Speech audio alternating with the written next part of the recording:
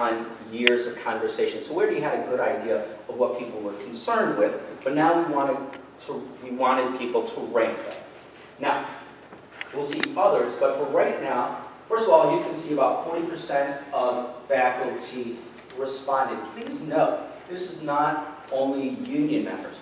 We gave the surveys to all full-time faculty, union members and non-union members alike, and everyone's voice was considered equally.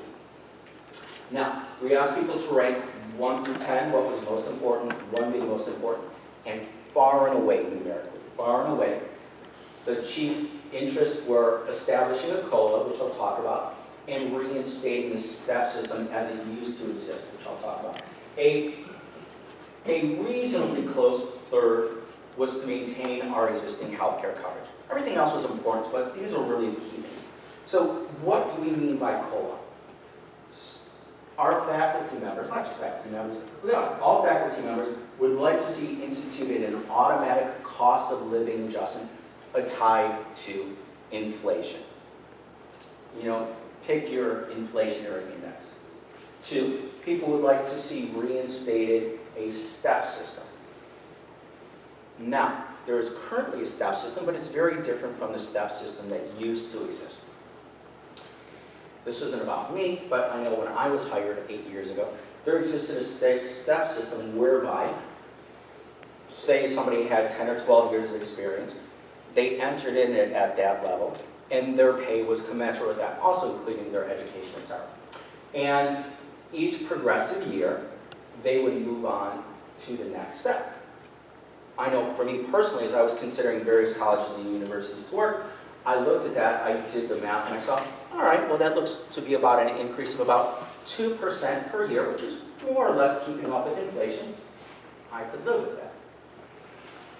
But about 5 or 6 years ago, that was unilaterally changed.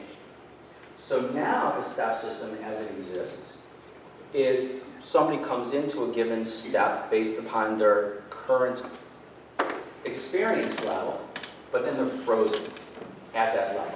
So somebody could have been hired at 9 years, work another 8 years, and still be stuck at that 9 years.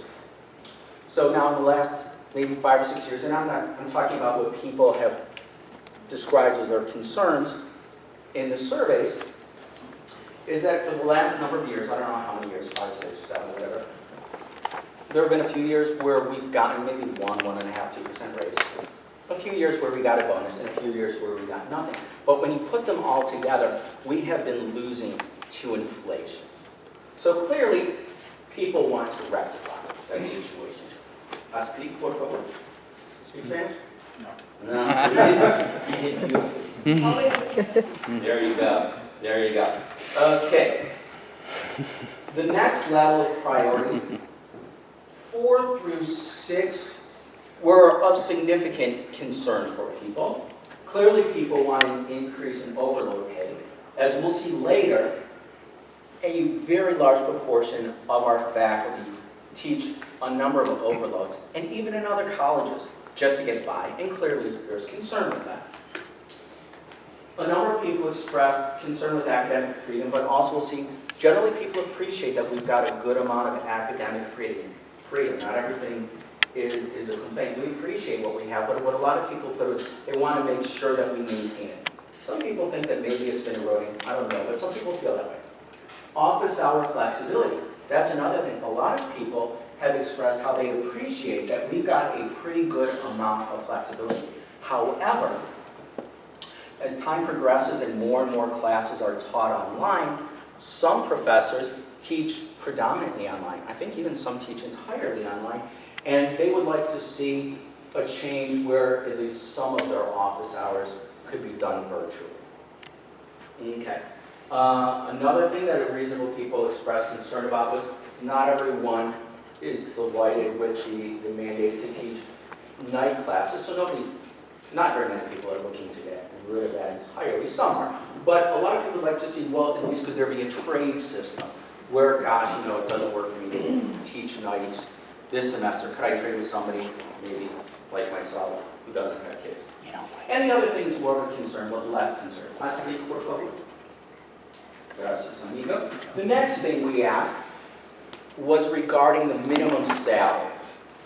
We asked people, what do you think should be the minimum base starting salary for somebody at our college? The average of the respondents was $45,000 as a base entry level. Now, clearly a lot of people chose to write in addition to or in place of that number. And so here's a sampling, representative sampling of what people requested. We'd like to see us being paid at about the same level as other local colleges that are in areas with similar possibility reasonable. Some people responded that we should make the same as K-12 teachers. As probably we all have heard, our governor has recently proposed that the base level for K-12 teachers be $47,000, I think, but it was somewhere around there. People would like to see us paid with what's consistent in Florida. A person should be able to make a living wage to live in one of our main counties. Now, this is something I already talked about. So in the past, your starting level is based on your time teaching or your relevant experience, and each year you taught here, you moved up a step, and raises were added onto that step, and that has been eliminated for, I don't think it's been 10 years, but you know, this is what the person wrote, but it's been for a certain number of years. All right, so now, other concerns that people expressed, and this is in order of frequency. You'll see a lot of this has to do with pay.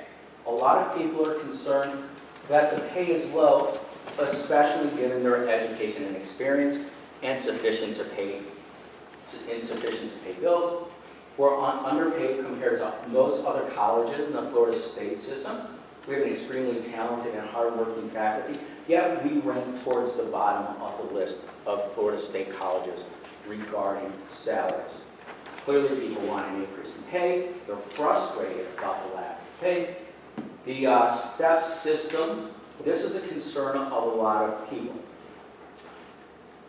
Take a hypothetical professor that was hired in with 10 years of experience. Is that level 10? This person continues to work here for another 5 years, so it really should be at step 15. However, it was frozen, so that person remains at step 10. A new person is hired in with 11 years of experience. So all of a sudden, that new instructor with a total of 11 years of total experience is making more than an existing professor with 15 years of experience here. So clearly, that's something that could and should be rectified. We've already discussed COLA raises. A lot of people expressed a concern with the disparity between administrative and faculty salaries, and we'd like to see a reduction in that disparity.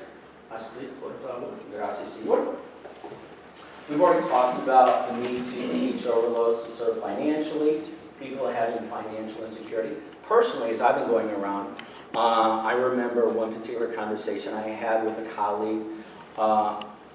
This woman was crying, talking about how difficult it was to get by with a kid and driving a 25-year-old hand-me-down car that she wouldn't know what she would do had it not been for that hand-me-down car. Okay, some people expressed concern about athletic salaries. Now, clearly we all agree, everyone who works at college should make a decent, solid living. I don't think any reasonable person would dispute that. But it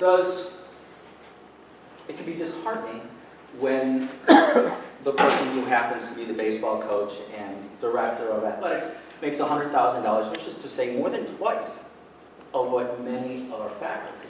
Now you can say, all right, but he's the athletic director, is not just the coach. But if he makes $50,000, then gets an extra $50,000 for being the director. Our department chairs teach their classes and then get a $10,000 bonus stipend, not a $50,000 stipend. So things should be a little bit more reasonable, and when I say it can be disheartening, the way any organization chooses to spend its funds can be a reflection of its priorities. Some people feel disheartened by what seems to be a mismatch in what should be our priorities. All right, now the positive stuff. People really like working here, despite the things I was saying. We like it here. Most of us like it here. I like it. And so what are some of the things? Really, so many put this in different ways. The collegiality, the great work coworkers, and great coworkers aren't just fellow faculty members. I'm friends with a lot of the administrators here. So there's a real warm, welcoming sense of community, spirit of cooperation. So we would like that to keep on going. So going back to what I said earlier, this unionization effort is not a rejection or repudiation of administration. We want this to be a collaborative partnership of unions. Okay, other things that people really like, the autonomy. In general, people feel like we're not micromanaged. I certainly agree with that. And we appreciate the relative academic freedom. Schedule flexibility. People tend to appreciate that we do have a good amount of it. People really like our health benefits in general. There's no complaints, but people really want to be sure that we can hold on to it. And in general, appreciate the benefits package. In general, bravo, Ginger. Very happy. All right, so, and finally, what's most important, what motivates all of us here, not just some faculty members, is helping our students. It's rewarding, it's gratifying, it's enjoyable. You know, we all feel that fortunate to be able to help make a difference in our students' lives, to help them reach their goals, to empower them. And a lot of people really like that we have this real variety of students of different backgrounds. Not just, oh, we've got some black students and white students, but we've got students of all these different socioeconomic levels. We've got 16-year-olds taking classes with 60-year-olds. We've got Vietnam vets. You know, we've got people that are openly of different sexual orientations and gender identity. So this is a beautiful thing that all of us have created a warm, welcoming environment. So we'd like to continue on with that. And I think that's it. Would you last week? That's it. So another team member, Jim Maroney, is going to walk us through some of our financial analysis, mostly dealing with compensation. Prior to my job here, I was the chief financial officer of several manufacturing companies. I'm used to being on your side of the table, so forgive me if I sound a little off-center. This goes, and like I always notice, a lot of this comes down to money. So this is kind of what we're talking about. We worked through, this is an approximate number. It does not include the FICA payroll tax and a few other things, but just the raw salary is about less than $1 million, which is 2% of total operating costs. Our total operating costs here are about $49 million, all three campuses. So that's the picture we're talking about. Next one.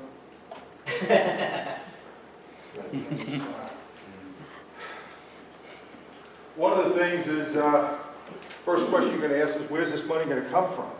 And, you know, I worked in manufacturing, so I'm familiar with the Lean Six Sigma process that a lot of companies use. There are colleges that use Six Sigma. I can name a few. University of Miami, Ohio is one. We could do it here. I know some local consultants who could work pro bono with us to help put together cost reduction teams, so we can come up with this money. And it requires a team effort. Okay, see, these are some of the techniques that I've worked with. We could use.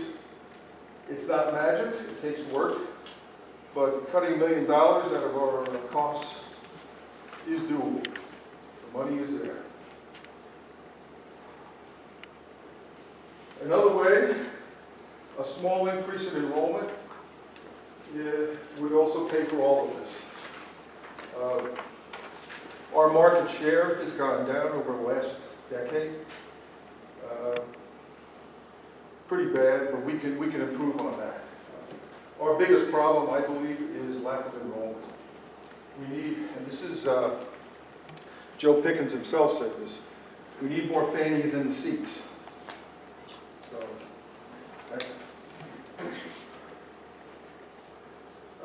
part of it involves more aggressive promotional programs. I live in St. Johns County. I have neighbors that have lived there for years. They can't find our campus. They don't know about us. Our promotional program is not good. And I'm being kind and saying that.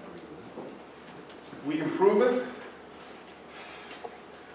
I think there's an extra 1,000 students, full-time equivalent, that we could easily pick up if we do things right. And we wouldn't have to be sitting here. There'd be plenty of money for salary increases. Next.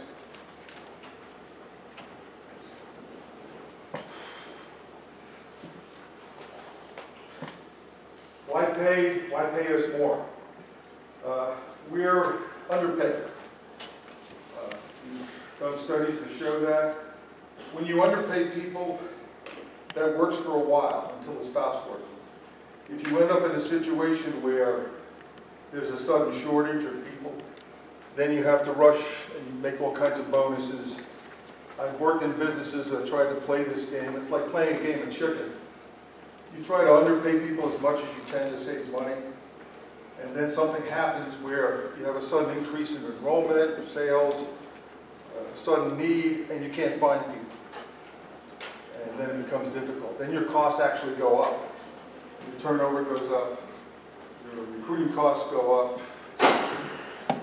You know, we're the Tri-County area. A lot of people